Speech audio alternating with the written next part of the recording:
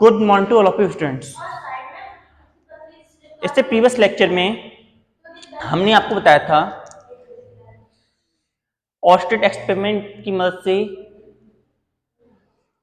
हमें मिला था ये फॉर्मूला कि करंट कैरिंग वायर मैग्नेटिक पैदा करता है। फैराडे ने बताया था कि जो चेंजिंग इलेक्ट्रिक फील्ड है वो मैग्नेटिक पैदा करता है। क्लार्क मैक्सवेल ने बताया था कि जो changing electric field and varying current जो होता है वो मैग्नेटिक पैदा करता है। Now we are going to understand the experiment performed by the Maxwell, जिसकी वजह से उन्होंने ये बोला जो एम्पेयर सर्कुलर लॉ है वो इनकंसिस्टेंट है या कंप्लीटली सेटिस्फाइड नहीं करता, उसमें कुछ प्रॉब्लम आती है। हाँ, तो एम्पेयर सर्कुलर लॉ होता क्या है पहले ये देखते हैं। Ampere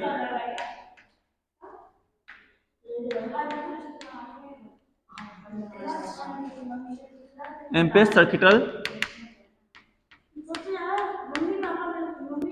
law, ampere circular law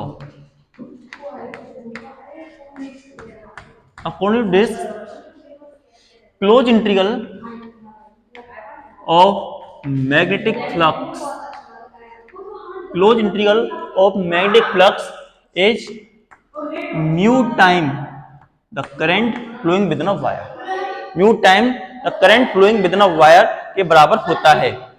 current flowing within a wire, current flowing within a wire mu time होता है करंट।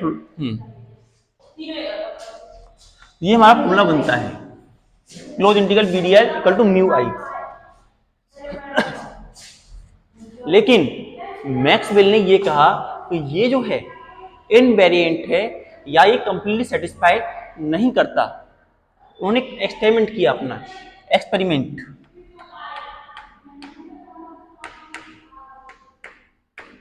अपने एक्सपेरिमेंट में उन्होंने एक कैपेसिटर लिया, ही टेक्स एन कैपेसिटर। उस कैपेसिटर में उन्होंने एक बैटरी कनेक्ट किया और जब उसमें करंट पास किया, सर्किट के अंदर कंडक्शन करंट पास किया तो कैपेसिटर चार्ज होना स्टार्ट होता है। तो कैपेसिटर जैसे चार्ज होने लगता है, amount of current in a wire is going to be decrease. Wire के अंदर जो करंट होता है वो डिक्रीज होने लगता है। And as the capacitor get fully charge, जो करंट होता है उसके अंदर वो कंप्लीट डिक्रीज हो जाता है, कंप्लीटली फिनिश हो जाता है। तो ऐसा होने से क्या निकलता है वो हम देखेंगे अब। ये था हमारा capacitor that is connected to a battery. ये हमारा कैपेसिटर था जो बैटरी से कनेक्टेड था।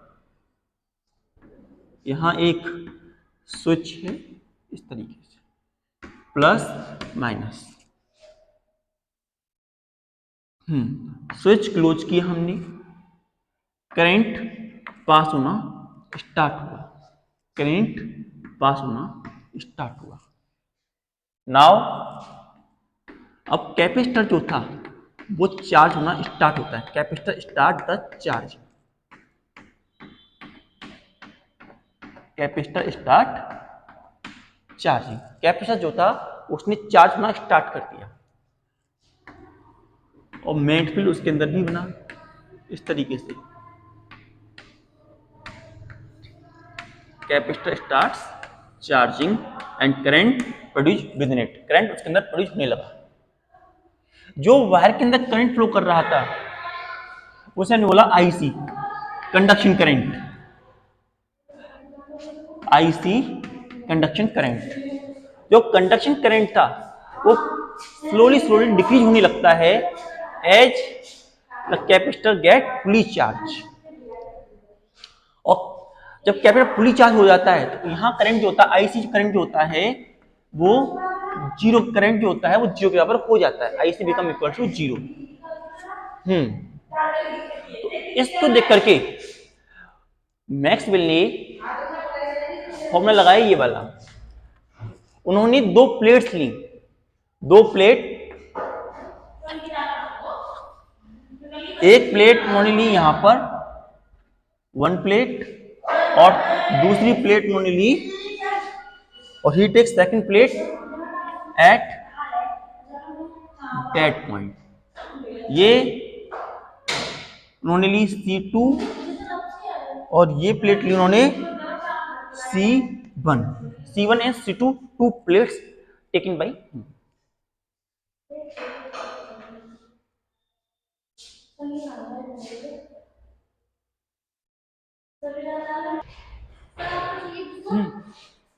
तो दो दो प्लेट उन्होंने ली, दो प्लेट उन्होंने ली। तो for the case C1, for the plate C1, for the plate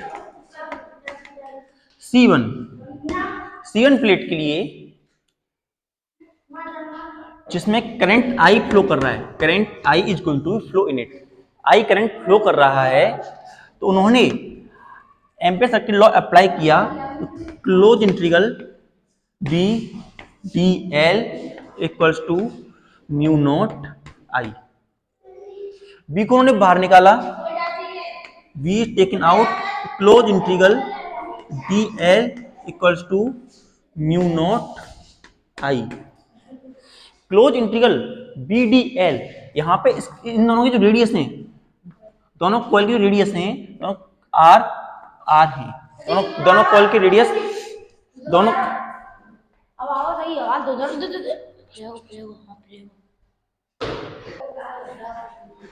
हाँ, close integral B D L equal to mu I. Now close integral DL जो बनेगा, small length of DL, DL जो है डीएल और complete area जो बनेगा इसका, वो 2 पाई आर के इक्विवेलेंट बनेगा, 2 पाई आर के बराबर इसकी वैल्यू बनेगी। तो जब हमने वैल्यू रखी v क्लोज इंटीग्रल डीएल की value into 2 pi R, close integral 2 pi R equals to mu not I हमने वैल्यू रखा, तो b की वैल्यू हमारे पास आती है mu not I 2 pi R, that is b equals to mu naught 2 pi I upon का R हमारी वैल्यू बनती है। Mu naught 2 pi I upon R के बराबर हमारी वैल्यू बनती है for the case C1।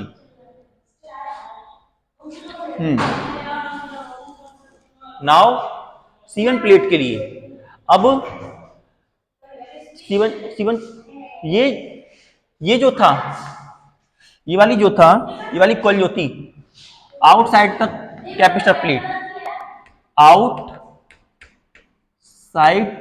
The capacitor plate, outside the capacitor plate तो कैपेसिटर की प्लेट है उनसे आउट थी वाली कॉइल, और ये वाला इनसाइड है, इनसाइड द कैपेसिटर प्लेट।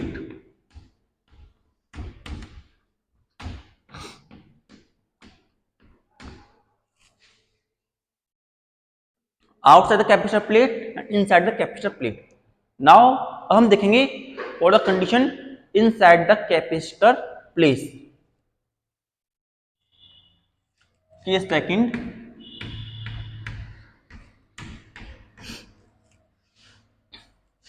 हाँ, close integral B D L, close integral B D L equals to mu not I. यहां पर b की वैल्यू कितनी होगी, close integral D L equals to mu not I, in which v equals to 2 pi r and mu naught I। इस condition में जैसे मैंने आपको बताया था, जो करंट फ्लो कर रहा है, तो आई है, it is equals to zero. जो आई की वैल्यू है वो इक्विवेलेंट है, इक्विवेलेंट टू जीरो। आई की वैल्यू जीरो के इक्विवेलेंट है, इसीलिए V equals to mu naught 2 pi I upon R. Value बनने पर आई की वैल्यू जीरो होती है, तो म्यू नॉट 2 पाई है, mu naught 2 pi equals to zero upon R. तो बी की वैल्यू इस केस में जीरो निकलती है। In that case value of B become equal to zero. B की जो वैल्यू है वो जीरो के बराबर हो जाती है। जब बी की वैल्यू यहाँ पे जीरो है, तो ये बात थोड़ा सा मैक्सवेल को गलत लगी, क्योंकि एक पॉइंट पर जो बी की वैल्यू है वो इतनी आ रही है और एक पॉइंट पर वैल्यू जीरो आ रही है। लेकिन करंट फ्लो कर रहा है सर्किट के अंदर, सर्किट के अंदर करंट फ्लो कर रहा है, तो हर पॉइंट पर करंट सेम होना चाहिए। लेकिन हमें हर पॉइंट पर करंट सेम होगा, तो हर पॉइंट पर करंट सेम होने का मतलब ये है कि मैट फील्ड भी हर पॉइंट पर सेम होना चाहिए।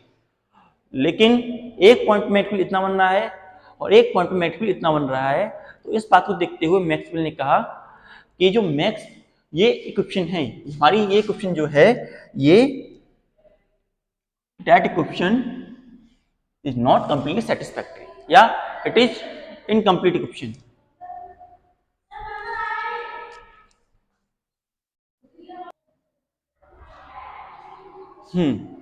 तो इस बात को समझाने के लिए मैक्सवेल ने कहा ये इक्वेशन इनकम्प्लीट है।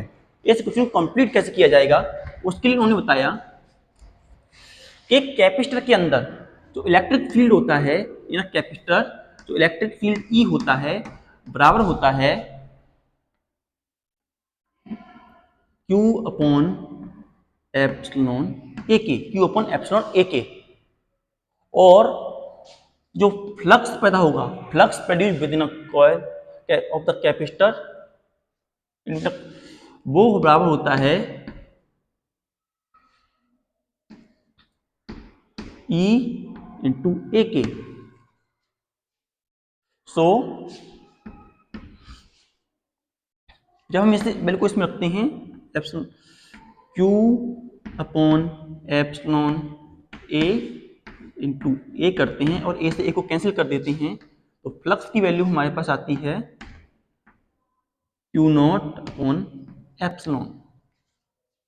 नाउ दोनों साइड डिफरेंशिएट करने पर, differentiating both the side, differentiating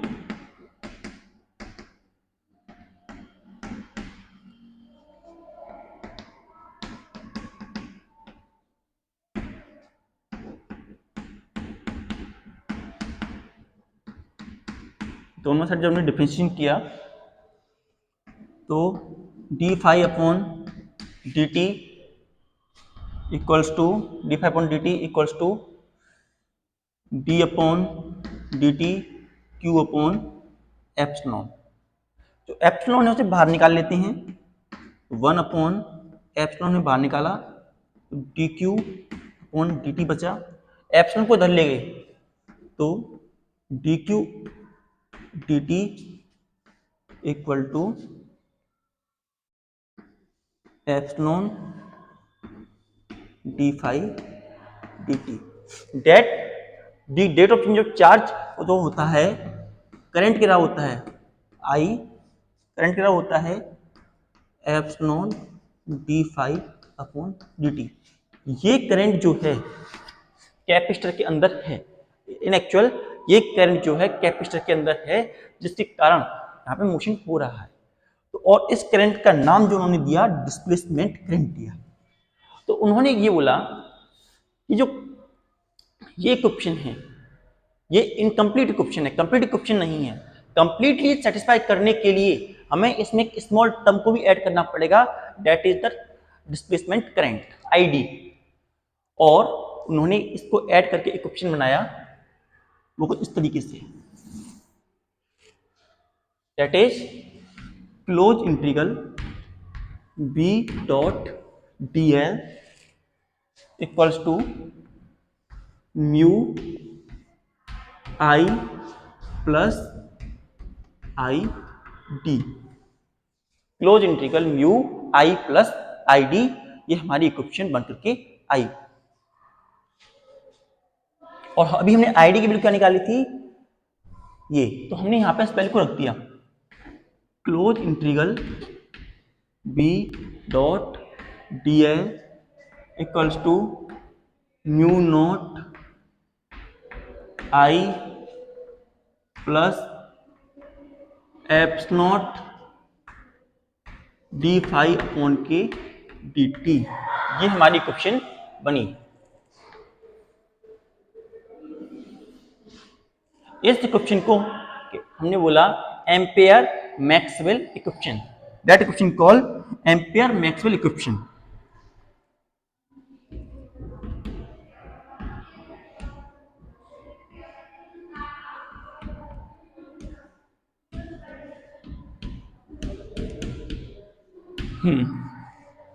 और ये इक्वेशन जो थी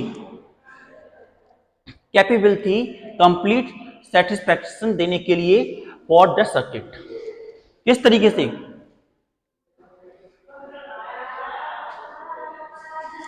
लेट अस सी। हाँ तो देखो इसके बाद क्या होता है, what happen after that.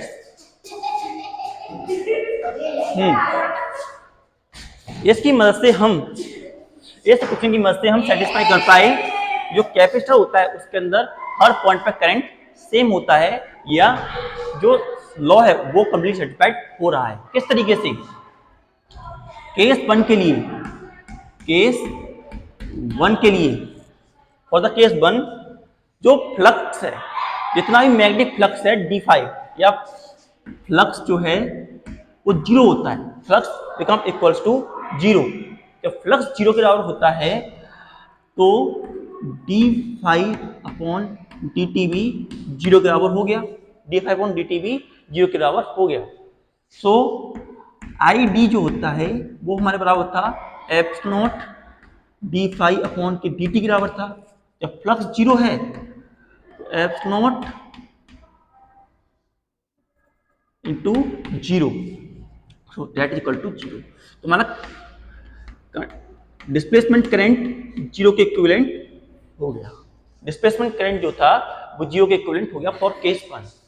Now for case second, case second में जो हमारा करंट है, कंडक्शन करंट है, वो जीरो होता है। सो कंडक्शन करंट जीरो होता है तो क्या हुआ, close integral B dot D L equal to mu into I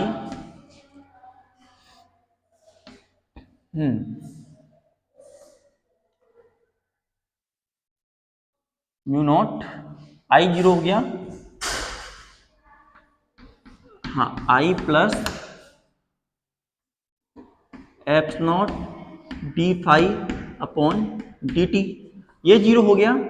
close integral B dot D L equals to mu not I plus eps not D phi upon का D T. I की value zero हुई, integral B D L equals to mu eps not D phi upon का D T value बनी।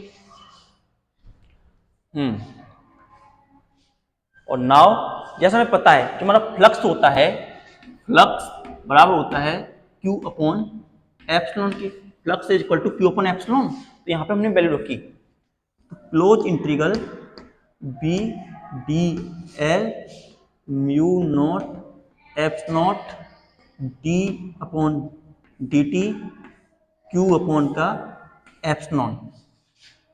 सो close integral B D L mu not eps not into one upon eps not D upon D T Q. Epsilon से epsilon cancel, close integral B dot D L equals to mu not D Q upon D T. D Q upon D T हमारा current होता है, तो क्या बना, close integral B dot D L equals to mu not I. तो ये हमारा वही फॉर्मुलेशन बन के आ गया। इस तरीके से हमारा लॉ जो है दोनों कंडीशन में वर्क करता है।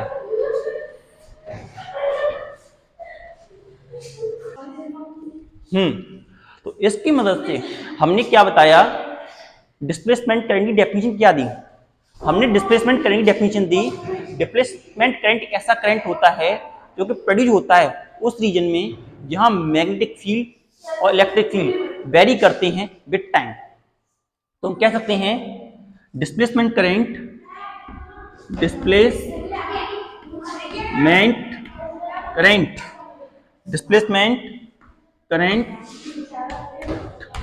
is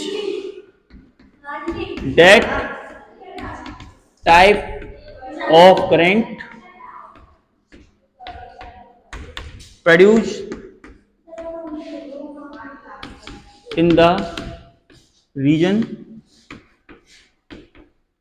in which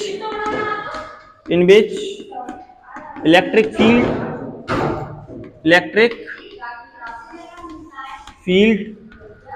and magnetic field changing with time,